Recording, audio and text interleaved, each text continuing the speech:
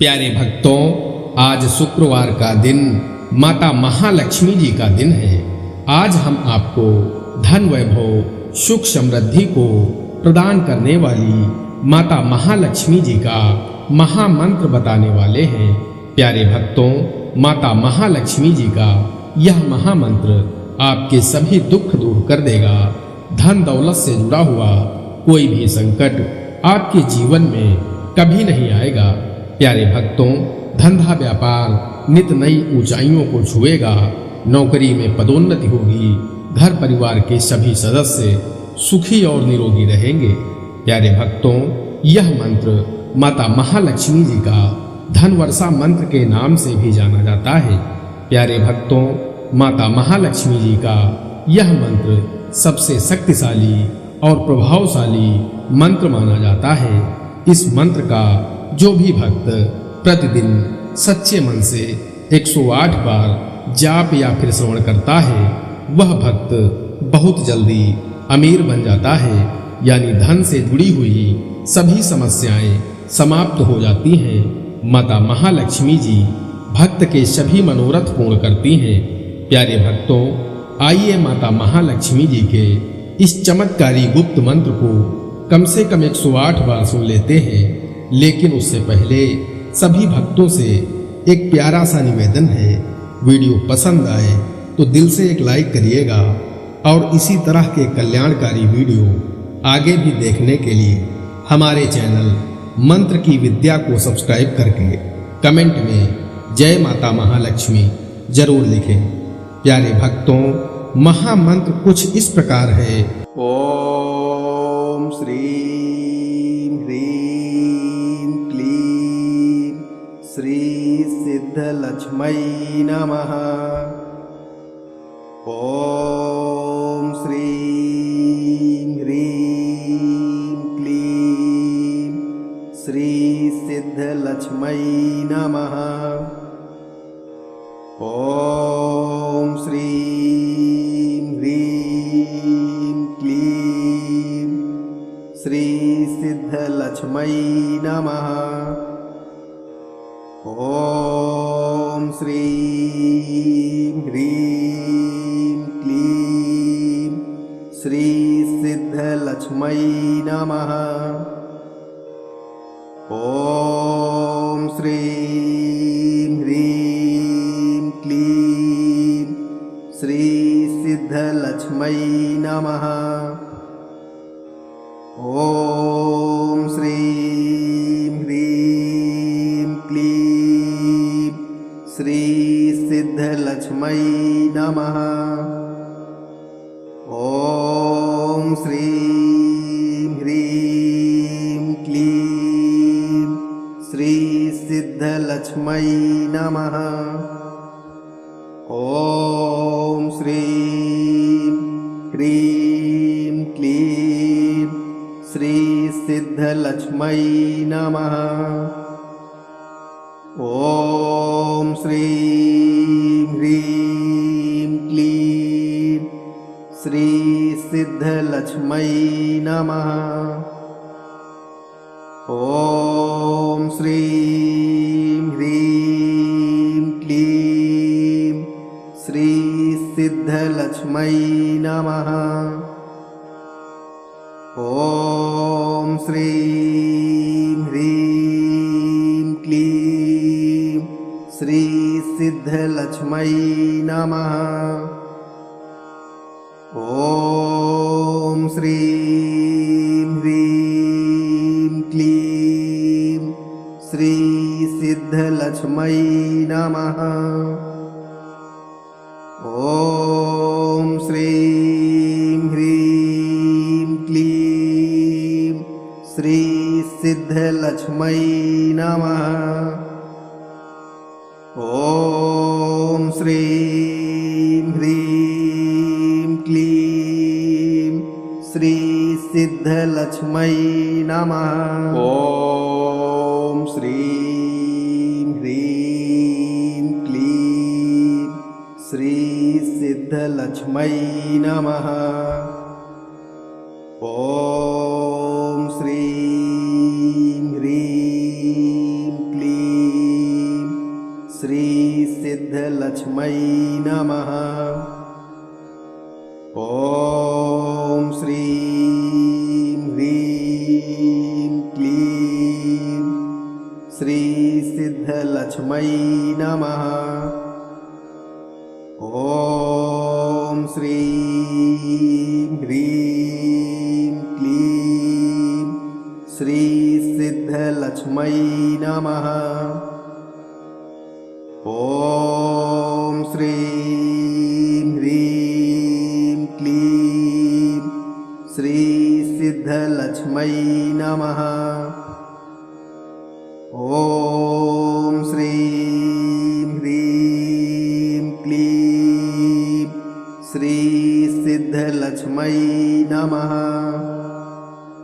ॐ श्रीं ह्रीं क्लीं श्री सिद्धलक्ष्मै नमः। ॐ श्रीं ह्रीं क्लीं श्री सिद्धलक्ष्मै नमः। ॐ श्रीं ह्रीं क्लीं श्री सिद्धलक्ष्मै नमः। ॐ श्रीं ह्रीं क्लीं श्री सिद्धलक्ष्मै नमः। ॐ श्रीं ह्रीं क्लीं श्री सिद्धलक्ष्मै नमः। ॐ श्रीं ह्रीं क्लीं श्री सिद्धलक्ष्मै नमः। ॐ श्रीं ह्रीं क्लीं श्री सिद्धलक्ष्मै नमः। ॐ श्रीं ह्रीं क्लीं श्री सिद्धलक्ष्मै नमः। ॐ श्रीं ह्रीं क्लीं श्री सिद्धलक्ष्मै नमः। ॐ श्रीं ह्रीं क्लीं श्री सिद्धलक्ष्मै नमः। ॐ श्रीं ह्रीं क्लीं श्री सिद्धलक्ष्मै नमः। ॐ श्रीं ह्रीं क्लीं श्री सिद्धलक्ष्मै नमः। ॐ श्रीं ह्रीं क्लीं श्री सिद्धलक्ष्मै नमः।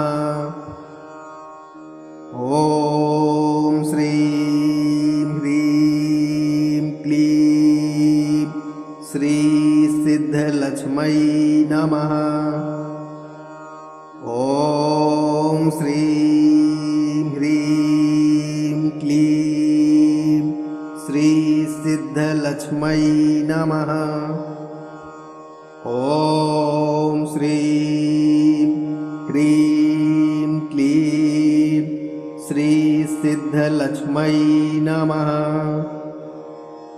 ॐ श्रीं ह्रीं क्लीं श्री सिद्धलक्ष्मै नमः। ॐ श्रीं ह्रीं क्लीं श्री सिद्धलक्ष्मै नमः। ॐ श्रीं ह्रीं क्लीं श्री सिद्धलक्ष्मै नमः। ॐ श्रीं ह्रीं क्लीं श्री सिद्धलक्ष्मै नमः। ॐ श्रीं ह्रीं सिद्धलक्ष्मै नमः। ॐ श्रीं ह्रीं क्लीं श्री सिद्धलक्ष्मै नमः। ॐ श्रीं ह्रीं क्लीं श्री सिद्धलक्ष्मै नमः। ॐ श्रीं ह्रीं क्लीं श्री सिद्धलक्ष्मै नमः। ॐ श्रीं ह्रीं क्लीं श्री सिद्धलक्ष्मै नमः। ॐ श्रीं ह्रीं क्लीं श्री सिद्धलक्ष्मै नमः। ॐ श्रीं ह्रीं क्लीं श्री सिद्धलक्ष्मै नमः। ॐ श्रीं ह्रीं क्लीं श्री सिद्धलक्ष्मै नमः। ॐ श्रीं ह्रीं क्लीं श्री सिद्धलक्ष्मै नमः। ॐ श्रीं ह्रीं क्लीं श्री सिद्धलक्ष्मै नमः। ॐ श्रीं ह्रीं क्लीं श्री सिद्धलक्ष्मै नमः। ॐ श्रीं ह्रीं क्लीं श्री सिद्धलक्ष्मै नमः। ॐ श्रीं ह्रीं क्लीं श्री सिद्धलक्ष्मै नमः। ॐ श्रीं ह्रीं क्लीं श्री सिद्धलक्ष्मै नमः। ॐ श्रीं ह्रीं क्लीं श्री सिद्धलक्ष्मै नमः।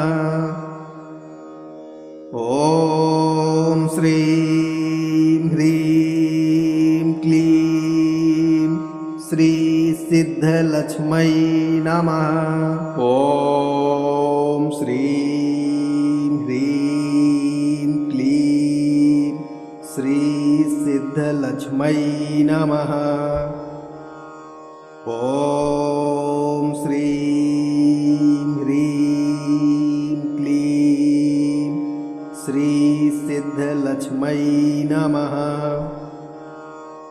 ॐ श्रीं ह्रीं क्लीं श्री सिद्धलक्ष्मै नमः। ॐ श्रीं ह्रीं क्लीं श्री सिद्धलक्ष्मै नमः। ॐ श्रीं ह्रीं क्लीं श्री सिद्धलक्ष्मै नमः। ॐ श्रीं ह्रीं क्लीं श्री सिद्धलक्ष्मै नमः। ॐ श्रीं ह्रीं क्लीं श्री सिद्धलक्ष्मै नमः। ॐ श्रीं ह्रीं क्लीं श्री सिद्धलक्ष्मै नमः। ॐ श्रीं ह्रीं क्लीं श्री सिद्धलक्ष्मै नमः। ॐ श्रीं ह्रीं क्लीं श्री सिद्धलक्ष्मै नमः। ॐ श्रीं ह्रीं क्लीं श्रीसिद्धलक्ष्मै नमः। ॐ श्रीं ह्रीं क्लीं श्रीसिद्धलक्ष्मै नमः। ॐ श्रीं ह्रीं क्लीं श्रीसिद्धलक्ष्मै नमः। ॐ श्रीं ह्रीं क्लीं श्रीसिद्धलक्ष्मै नमः। ॐ श्रीं ह्रीं क्लीं श्रीसिद्धलक्ष्मै नमः। ॐ श्रीं ह्रीं क्लीं श्रीसिद्धलक्ष्मै नमः। ॐ श्रीं ह्रीं क्लीं श्रीसिद्धलक्ष्मै नमः। ॐ श्रीं ह्रीं क्लीं श्रीसिद्धलक्ष्मै नमः। ॐ श्रीं ह्रीं क्लीं श्रीसिद्धलक्ष्मै नमः। ॐ श्रीं ह्रीं क्लीं श्रीसिद्धलक्ष्मै नमः। ॐ श्रीं ह्रीं क्लीं श्रीसिद्धलक्ष्मै नमः। ॐ श्रीं ह्रीं क्लीं श्रीसिद्धलक्ष्मै नमः। ॐ श्रीं ह्रीं क्लीं श्रीसिद्धलक्ष्मै नमः। ॐ श्रीं ह्रीं क्लीं श्रीसिद्धलक्ष्मै नमः। ॐ श्रीं ह्रीं क्लीं श्रीसिद्धलक्ष्मै नमः। ॐ श्रीं ह्रीं क्लीं श्रीसिद्धलक्ष्मै नमः। ॐ श्रीं ह्रीं क्लीं श्रीसिद्धलक्ष्मै नमः। ॐ श्रीं ह्रीं क्लीं श्रीसिद्धलक्ष्मै नमः। ॐ श्रीं ह्रीं क्लीं श्रीसिद्धलक्ष्मै नमः। ॐ श्रीं ह्रीं क्लीं श्रीसिद्धलक्ष्मै नमः। ॐ श्रीं ह्रीं क्लीं श्रीसिद्धलक्ष्मै नमः। ॐ श्रीं ह्रीं क्लीं श्रीसिद्धलक्ष्मै नमः। ॐ श्रीं ह्रीं क्लीं श्रीसिद्धलक्ष्मै नमः। ॐ श्रीं ह्रीं क्लीं श्रीसिद्धलक्ष्मै नमः। ॐ श्रीं ह्रीं क्लीं सिद्धलक्ष्मै नमः। ॐ श्रीं ह्रीं क्लीं श्रीसिद्धलक्ष्मै नमः। ॐ श्रीं ह्रीं क्लीं श्रीसिद्धलक्ष्मै नमः। ॐ श्रीं ह्रीं क्लीं श्रीसिद्धलक्ष्मै नमः। ॐ श्रीं ह्रीं क्लीं श्रीसिद्धलक्ष्मै नमः। ॐ श्रीं ह्रीं क्लीं श्रीसिद्धलक्ष्मै नमः।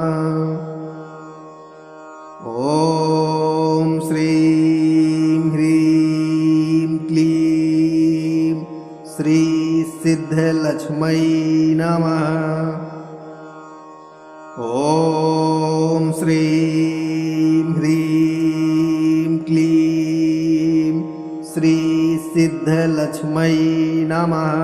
ॐ श्रीं ह्रीं क्लीं श्रीसिद्धलक्ष्मै नमः।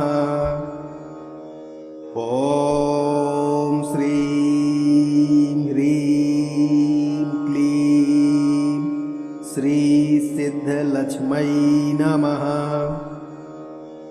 ॐ श्रीं ह्रीं क्लीं श्रीसिद्धलक्ष्मै नमः। ॐ श्रीं ह्रीं क्लीं श्रीसिद्धलक्ष्मै नमः। ॐ श्रीं ह्रीं क्लीं श्रीसिद्धलक्ष्मै नमः। ॐ श्रीं ह्रीं क्लीं श्रीसिद्धलक्ष्मै नमः। ॐ श्रीं ह्रीं क्लीं श्रीसिद्धलक्ष्मै नमः।